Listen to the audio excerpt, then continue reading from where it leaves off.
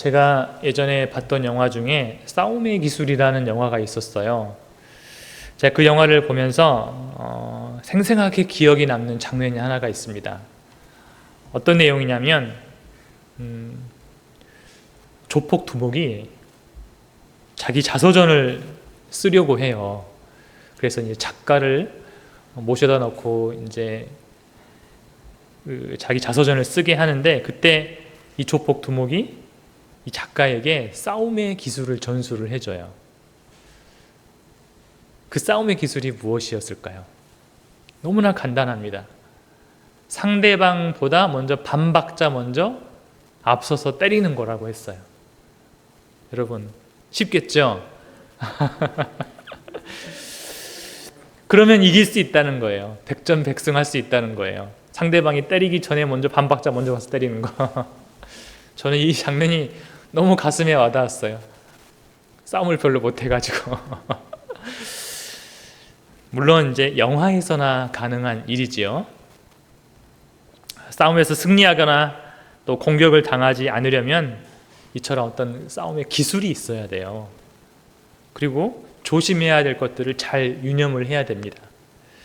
그럼 우리 그리스도인들도 영적인 싸움이 있는데 싸우는 방법을 당연히 알아야 되겠죠. 그래서 영적 전투에 대한 말씀을 나눴는데 오늘은 정리하면서 말씀을 좀 나누려고 합니다. 우리는 여전히 싸우고 있어요. 인류의 역사는 싸움의 역사라고 해도 과언이 아니죠. 지금도 우리는 매일 삶 가운데서 싸우고 있어요. 우리 몸도 지금 보이진 않지만 굉장한 전투를 치르고 있는 거예요. 지금 건강하게 이 자리에 앉아 있는 것도 지금 우리가 병균과 싸워서 이겼기 때문에 이 자리에 와 있는 것이잖아요. 그뿐만 아니라 우리 내면 안에도 끊임없는 싸움이 있어요. 우리 한 주간 돌아보십시오. 싸우셨습니까? 안 싸우셨습니까? 싸우셨죠. 싸우고 이기셨기 때문에 여기에 오신 것이잖아요. 염려와 근심과 싸우셨습니까? 안 싸우셨습니까? 싸우셨죠. 이겼기 때문에 이 자리에 오신 것입니다. 인류가 타락한 이후에 세상의 평화의 원리도 싸움이 되어버린 것 같아요. 서로 이렇게 균등한 힘을 갖고 이렇게 대적하고 있어야 비록 불안하긴 하지만 평화를 누릴 수가 있다라는 거예요. 이것이 나라와 나라와 간의 관계에 있어서 그래요. 한쪽이 힘이 너무 강하고 한쪽이 힘이 약하면 평화가 깨지게 돼요. 그렇죠? 전쟁이 일어나서 깨지게 되잖아요. 이렇게 타락한 이 세상에서는 어느 정도 이 싸움의 원리가 작용을 해야 어느 정도는 평화를 이룰 수 있다라는 것입니다. 심지어 주님도 우리가 천국에 들어가는 것을 싸우는 것으로 묘사하신 적이 있어요. 마태복음 11장 12절에 그렇게 말씀하세요. 세례 요한의 때부터 지금까지 천국은 침노를 당하나니 침노하는 자는 빼앗느니라. 침노가 무엇입니까? 다른 말로 하면 폭력을 행사하는 사람이 그것을 약탈한다라는 뜻이에요. 어떤 비유를 들 수가 있을까요? 하나님께서 구약 백성들에게, 이스라엘 백성들에게 약속의 땅을 주시잖아요. 무혈 입성했습니까? 이스라엘 백성들이 그냥 순순하게 가나안 땅으로 들어갔습니까? 아니죠. 심각한 전투를 치렀잖아요. 영적 전투를 치렀잖아요. 그래서 침노에 들어갔잖아요. 그렇기 때문에 그 약속의 땅을 얻게 된 것이에요.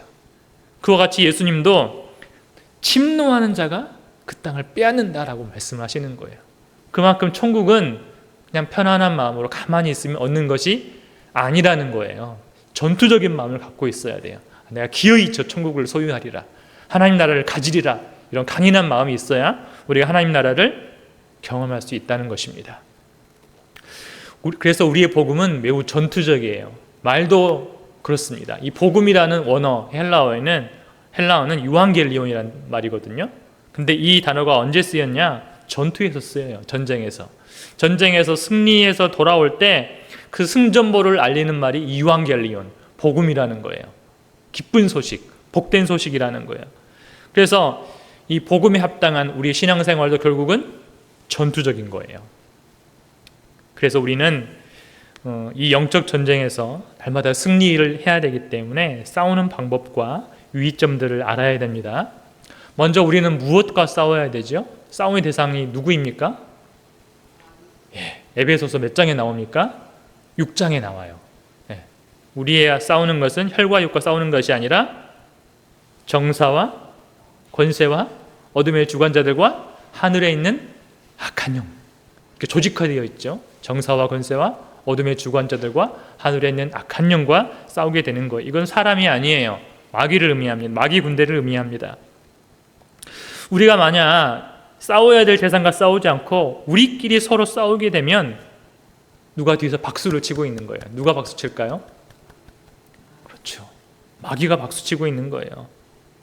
마귀가 잘하는 것이 바로 그런 거예요. 우리끼리 서로 싸우게 하는 거예요. 그리고 자기는 뒤에서 숨어버려요. 자기를 감춰버리는 거예요. 그러나 영분별이 있고 현명한 그리스도인들은 적이 누구인지, 이 싸움의 배후에 누가 있는지를 분명하게 파악해냅니다. 인간 세계가 조직화되어 있는 것처럼 영적인 세계도 조직화되어 있어요. 하나님의 천사들도 조직화되어 있잖아요. 그렇죠.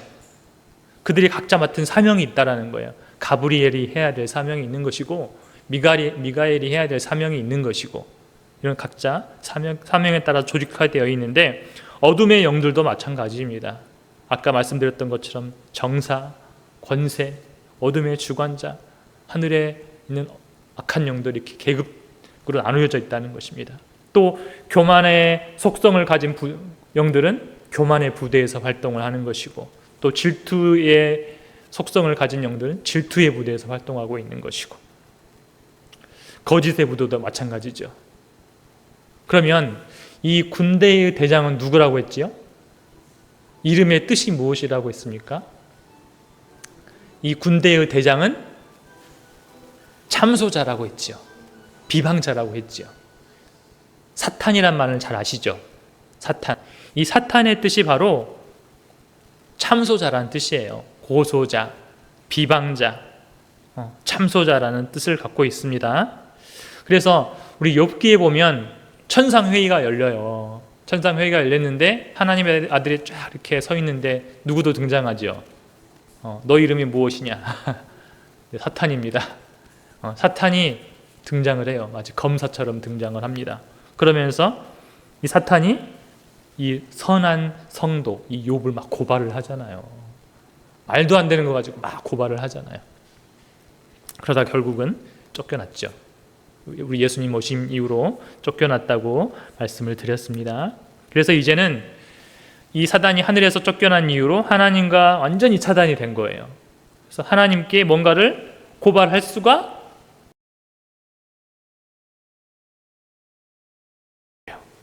그런데 이 마귀가 비방하고 참소하고 고발할 수 있는 방법이 있어요. 하나님께. 어떤 방법이 있을까요? 하나님과 연결된 채널을 이용하면 되는 것이죠. 하나님과 연결된 통로가 이 땅에 무엇이 있습니까? 바로 우리 성도들이에요. 우리 성도들이 하나님과 연결되어 있는 하나의 다리고 채널이고 소통 채널인 거예요. 그래서 이 마귀는 성도들의 약점을 이용하는 거예요. 어떻게 약점을 이용할까요? 우리의 기도를 통해서 하나님께 성도를 고발할 수가 있어요. 가령 이렇게 우리가 기도한다고 생각해 보세요. 하나님, 저기 김 집사 좀 보세요. 저 사람이 저렇게 못된 일을 하고 다닙니다. 하나님, 저 혼내주십시오. 이렇게 기도하면 이 기도의 목소리는 나의 목소리예요? 마귀의 목소리예요? 그렇죠. 예수님의 목소리예요? 마귀의 목소리예요? 마귀의 목소리. 마귀가 우리의 약한 성도들의 성품을 가지고 하나님께 고발을 할 수가 있다는 거예요. 내가 마귀에게 포섭을 당하면 그렇게 할 수가 있다는 것입니다. 그래서 주님은 우리에게 어떻게 기도하라고 말씀하셨어요? 너희를 박해하는 자를 위하여 기도하라. 원수 갚아달라고 기도하지 말고 박해하는 자를 위하여 기도하라 라고 말씀하신 거예요. 그들을 용서해달라고 기도하라고 말씀하신 것이죠. 그러면 그때 그 기도는 마귀의 기도예요? 예수님의 기도예요? 예수님의 기도예요. 예수님이 십자가상에서 어떻게 기도하셨어요? 저들을 용서해달라고 기도했잖아요. 저들은 아무것도 모릅니다. 그래서 우리는 원망스럽고 억울한 일이 있어도 기도할 때는 기도할 때만큼이라도 예수님의 마음을 품고 기도해야 되는 거예요. 우리가 마귀의 도구가 될 수 없잖아요. 그렇죠? 억울하고 원망스러울 때 하나님, 저들은 아무것도 몰라서 그래요. 용서해 주십시오. 이렇게 기도하면 우린 예수님의 목소리로 하나님께 기도를 올려드린 것입니다. 우리가 마귀에게 힘을 실어줄 필요는 없지요. 그렇게 우리가 원수를 사랑하고 예수님의 마음으로 기도하면 하나님이 우리를 불쌍히 여겨주시고 사랑해 주십니다. 우리가 억울하고 속상해하는 거 다 알고 계셔요. 우리가 기도하지 않아도. 하지만 우리가 마귀에게 속박당한 그 영혼을 불쌍히 여길 때 하나님의 맹렬한 진도가 누구에게 부어질까요? 하나님은 그 마귀에게 쏟아붓는다는 거예요. 원점 타격을 하는 거예요. 요한계시록을 잘 읽어보면 성도들이 기도를 올리잖아요. 그럼 누구에게 가는 거예요? 원수들에게 막 가는 거예요. 이것이 바로 성도의 윈윈 전략입니다. 나 살고 너 죽자 막 이렇게 오늘 한번 대판 나 살고 너 죽자 이렇게 싸우다 보면 둘 다 죽어요. 그런데 우리가 비록 내가 힘들지만 내가 좀 포기할게. 내가 죽을 테니까 너라도 좀 일어서라. 이렇게 하면 하나님은 둘 다 살려주실 줄 믿습니다. 이러한 윈윈 전략으로 하나님께 사랑을 받고 또 우리 삶의 영역에서 사탄은 떠나가는 역사가 우리에게 있기를 소망합니다. 지금 한국 사회에 많은 문제가 있죠. 거짓과 탐욕과 비리와 부정들이 난무하고 또 성적으로도 문란하고 동성애도 심각하게 올라가고 자살률도 올라가고 있습니다. 그리고 눈에 빈번하게 띄는 것이 이 막연한 증오심을 가지고 서로를 막 공격하는 거예요. 이 모든 배후에 무엇이 있다고요? 저 눈에 보이는 사람이 마귀가 아니라 그 뒤에 영적인 세력 마귀가 있다라는 것입니다. 그 악한 영이 이 사람의 앙심을 이용해서 이 대한민국을 막 지금 뒤흔들고 있는 거예요. 이 마귀가 지금 무차별적으로 사람들을 막 공격하는 것 같지만 그들의 최종 목표가 어디겠어요? 바로 우리 교회인 거예요. 교회. 교회는 이 땅에 심겨진 하나님의 대사관 같은 거예요. 그러면 이 대사관은 이 땅의 소속입니까? 하늘의 소속입니까? 우리나라에 있는 미국 대사관은 미국 땅입니까? 우리나라 땅입니까? 미국 선박이 우리나라에 들어오면 그 선박은 미국 땅입니까? 우리 겁니까? 미국 거죠.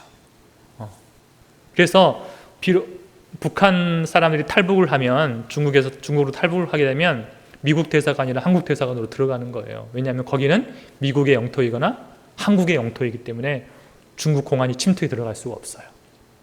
그래서 이 땅에 심겨진 교회는 하나님의 영토이기 때문에 어떻게든 이 마귀가 영토를 빼앗기지 않기 위해서 계속해서 교회를 공격하려고 하는 거예요. 무차별적으로 공격하지만 결국 최종 목표는 어디다고요? 이 땅에 있는 교회를 말살하고 싶어 하는 거예요. 만약 한국 교회가 여기서 넘어져 버리면 한국 사회는 소망이 없는 것입니다. 그래서 우리 한국 교회를 지켜야 돼요. 한국 교회가 예수 그리스도 안에서 굳건하게 일어선다면 우리 대한민국은 분명 이 다음 세대의 글로벌 리더 국가가 될 줄로 믿습니다. 좋은 인프라가 있잖아요. 복음을 온 세계에 퍼뜨릴 수 있는 좋은 인프라를 갖고 있어요. 그래서 우리는 지금 이 땅과 이 민족을 위해서 싸워야 되는 거예요. 이 민족 가운데 벌어지고 있는 악행과 슬픔을 껴안고 하나님 저 원수를 버려주십시오라고 기도할 것이 아니라 하나님 용서해 주십시오. 우리를 불쌍히 여겨주십시오라고 기도해야 될 때라는 것입니다. 우리가 이 나라를 비난하고 정죄하기만 한다면 우리나라는 더 이상 희망이 없을 거예요. 그러나 모세 어떻게 기도했습니까? 모세처럼 중보해야죠. 이 백성 끝까지 함께 해주십시오. 이렇게 중보하면서 나아간다면 이 한국 땅에 희망이 있을 줄로 믿습니다.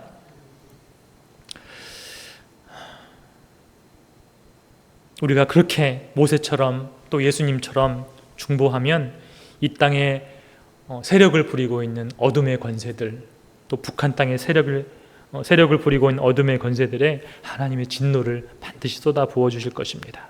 그러면 그들이 스스로 멸망한 나머지 평화가 찾아오게 될 줄로 믿습니다. 하나님의 기가 막히고 신명막측한 방법으로 통일도 시켜주시고 복음으로 왕성한 제사장 국가가 되게 해주시기를 간절히 소망합니다. 우리는 이처럼 우리의 대적을 바로 아는 것만으로도 굉장한 승리를 얻을 수가 있어요. 개인의 영역에 있어서도 마찬가지예요. 어느 날 갑자기 괜히 막 이렇게 부정적인 감정이 올라올 때가 있습니까? 없습니까? 우울증이 막 갑자기 올라올 때가 있어요.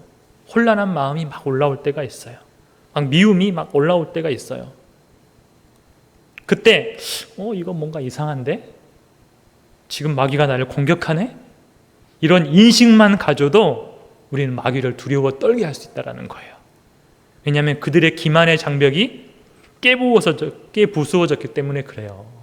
그런데 그렇게 하지 않고 그냥 내 안에 일어나는 그런 악한 감정, 부정적인 감정을 아무 생각 없이 따라가다 보면 어떻게 되겠습니까? 나는 지는 거예요. 이 영적 전투에서 지게 되는 거예요. 그래서 우리는 그런 악한 생각들, 부정적인 감정이 올라올 때 이건 내 거 아니야, 이건 마귀의 것이야 라고 생각하면서 영적 전투가 이제 시작되는 것이죠. 우리가 그런 것들을 이제 분별하고 나면 어떻게 해야 되겠습니까? 이제 예수님의 이름으로 몰아내야죠. 우리는 그들을 향해서 어떻게 해야 돼요? 예수님의 이름으로 명하노니 떠나가라. 이 마귀의 악한 것들아, 예수님의 이름으로 떠나가라. 그래야 됩니다. 계속해서 해야 돼요. 계속. 짜증이 올라오기만 해도 짜증아, 내가 너를 예수님의 이름으로 대적한다. 이렇게 마치 인격인 것처럼 대적하면 반드시 우리에게 떠나가게 될 것입니다. 왜냐하면 진정한 나의 것은 그것이 아니에요. 진정한 나의 것은 예수님의 권능이에요. 예수님의 이름이에요. 그것이 그 악한 것들을 다 몰아내기 때문에 그렇습니다. 주님은 마귀의 일을 멸하러 오셨고 또 우리에게 그 사명을 남겨주셨습니다. 우리는 개인과 가정과 교회와 이 사회에 있는 악을 몰아내야 될 사명을 갖고 있는 것입니다. 우리가 뱀과 정갈을 밟을 그리스도의 군사들일 것이에요. 우리는 이 땅의 어둠을 몰아낼 빛의 군대인 것이죠. 그래서 우리가 싸움에서 승리할 수 있는 첫 번째 단계는 무엇이라고요? 적을 분별해내는 거예요. 마냥 우리에게 다가오는 그런 악한 감정, 부정적인 현상들을 따라가서는 안 된다는 것입니다. 그리고 두 번째 우리가 조심해야 될 것은 마귀의 게임에 넘어가면 안 된다는 거예요. 마귀의 속임수에 넘어가는 게 뭐냐면 죄예요, 죄. 죄를 짓지 않는 것이 정말 중요합니다. 성도에게는. 오늘 본문 말씀에 주님이 뭐라고 말씀하셨냐면 주술을 베풀기 전에 뱀에게 물렸으면 술객은 소용이 없느니라. 이게 무슨 말일까요? 이 술객은 뱀을 이렇게 다뤄서 왕을 즐겁게 하는 사람이에요. 우리 인도 가보셨어요? 아니면 TV에서 보셨죠? 이렇게 사람이 피리를 막 불면 바구니에서 뭐가 올라와요? 뱀이 올라오잖아요. 그래서 이렇게 뱀을 춤추게 만드는 이 사람이 바로 술객이에요, 술객. 근데 뭐라고 나옵니까? 말씀에 주술을 베풀기 전에 뱀에게 물렸으면 술객은 소용이 없느니라. 이렇게 말을 하는 거죠. 아까 이 술객은 뱀을 다루는 사람이라고 그랬어요. 자, 우리는 만군의 왕이신 앞에서 뱀을 부리는 사람이에요. 그 뱀이 무엇입니까? 마귀죠. 옛뱀, 마귀. 성경에 옛뱀, 마귀라고 나오잖아요. 우리는 하나님 앞에서 이 마귀를 제어할 사람들이에요. 그렇다면 우리가 다음으로 조심해야 될 것이 무엇입니까? 죄인 것이죠. 마귀의 이 송곳니, 그 속임수에 넘어가서 벌인 범죄가 바로 죄잖아요.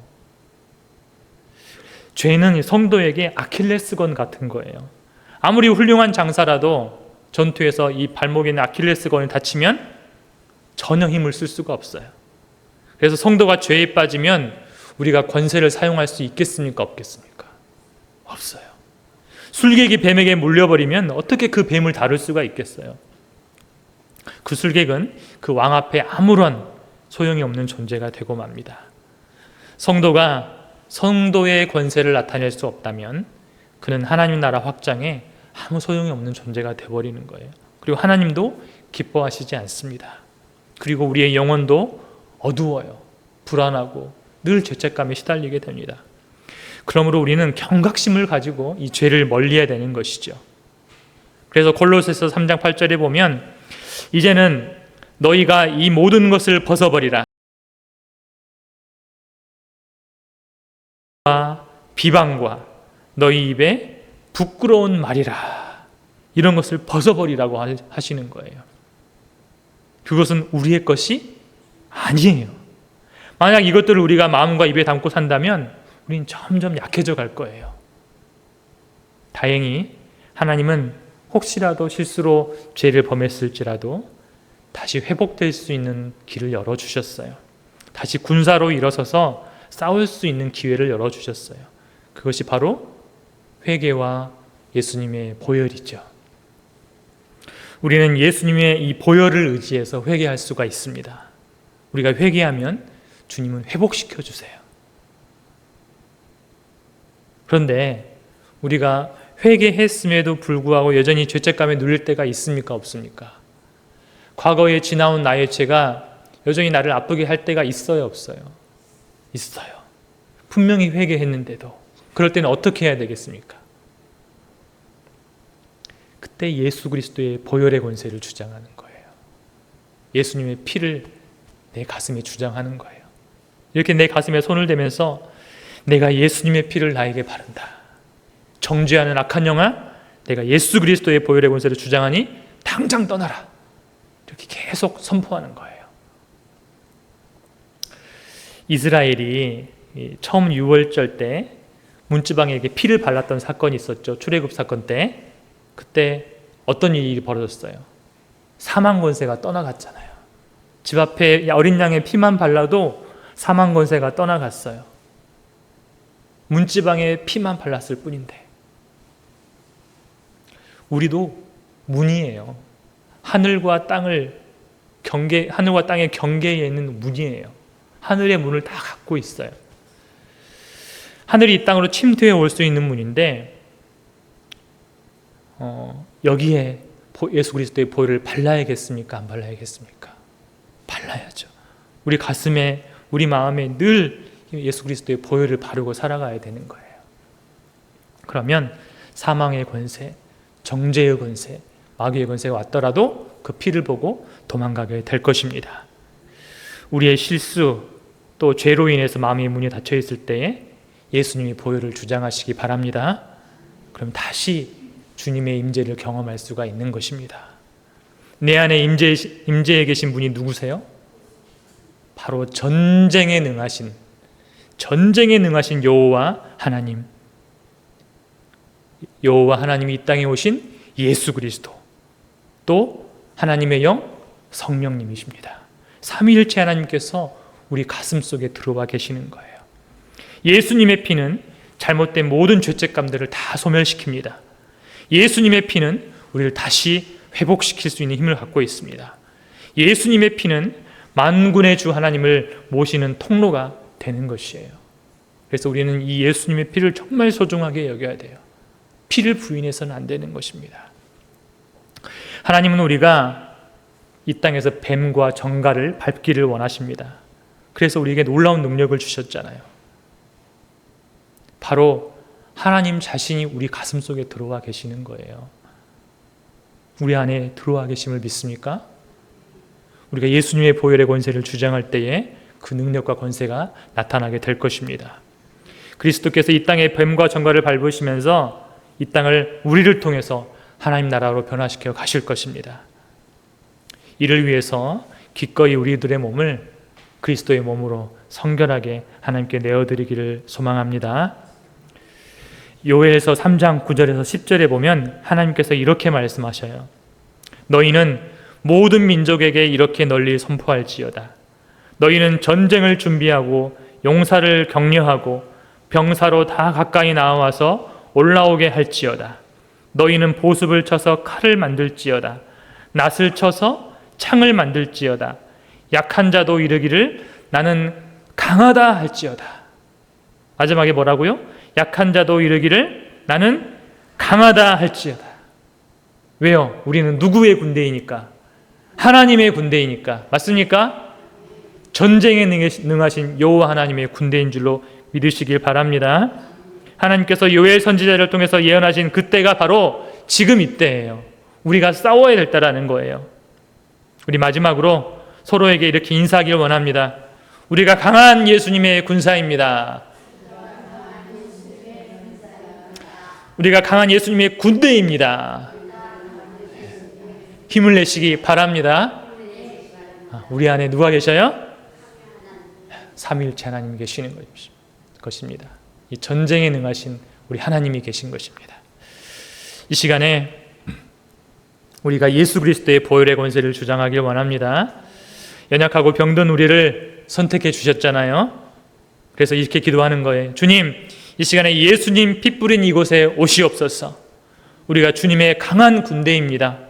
더 이상 나의 약하고 부족한 모습을 바라보는 것이 아니라 이제 내 안에 누가 계신지를 바라보고 주님, 이제 우리는 강합니다. 예수님 안에서 강합니다. 이렇게 선포하면서 하나님께 기도하도록 하겠습니다.